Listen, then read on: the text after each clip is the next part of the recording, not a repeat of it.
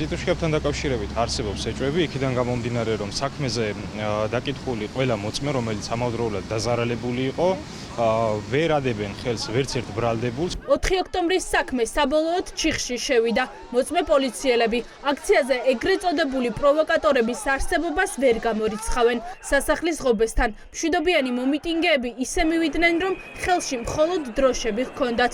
ამას სასახლის მცველები ადასტურებენ. შესაბამისად, ადვოკატებს აქვთ ეჭვი, რომ სასახლის ღობის წინასწარ გადაჭრასთან ერთად აქციაზე ქვებით შეიარაღებული პროვოკატორები გაუშვეს. ვერც ხელს იშველენ კონკრეტულად აქციის მონაწილეების მხარეს, ანუ ისინი იძახიან, რომ აქციის მონაწილეების მხრიდან მოხდა, მაგრამ არ იციან კონკრეტულად ვინ გაარტყა და ზოგიერთი მოწმე იყო ისეთი, რომელმაც მათ შორის ერთ-ერთი პატრულის თანამშრომელი, რომელმაც თქვა, რომ მე ვინ გამარტყა კონკრეტული ნივთი და ვინ დამაზიანა, ეს იყო პოლიციელი, ეს იყო აქციის მონაწილე თუ ვინმე სხვა, ეს ჩემთვის უცნობია. კონკრეტულად ვინის როლა ეს აქციის მონაწილე იყო, უბრალო გამულელი იყო თუ ნებისმიერი სხვა, ეს მათთვის უცნობია და შესაბამისად მხოლოდ ვარაუდს წარმოადგენს ისიც, რომ მიყენებული დაზიანება აქვთ აქციის მონაწილეების მიერ ნასროლი კონკრეტული საგნის შედეგად.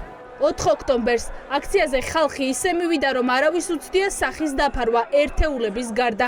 შესაბამისად, ადვოკატებს აქვთ ეჭვი, რომ შენიღბული პირები აგენტ პროვოკატორები იყვნენ.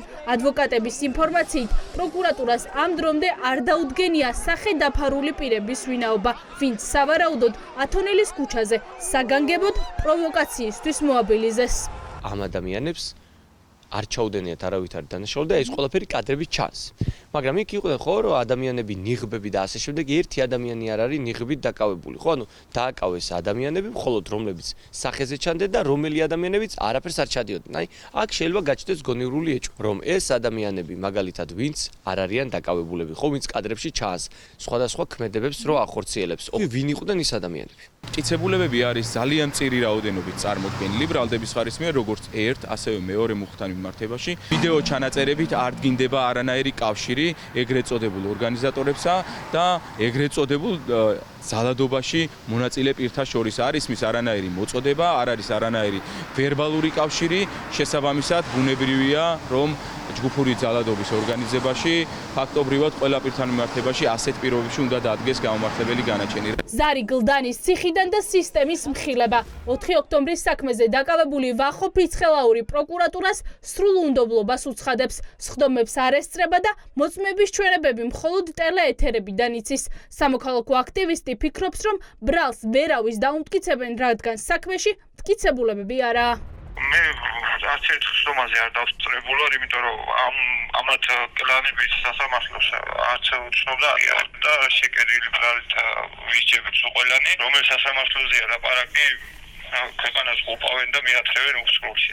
მოწმეები ციც ვერავის ვერ ადებენ, არანაირი მტკიცებულებები არ აქვთ, სასახლის ღობე გააქრეს საერთოდ საქმიდან და თავიდან ბოლომდე შეკერილია ყველაფერი. ხა ამას მე მგონი თვითონ კოცების კითხები ხა ეს ფარსში მონაწილეობა მით უმეტეს ხა ციგია მეტი არაფერი.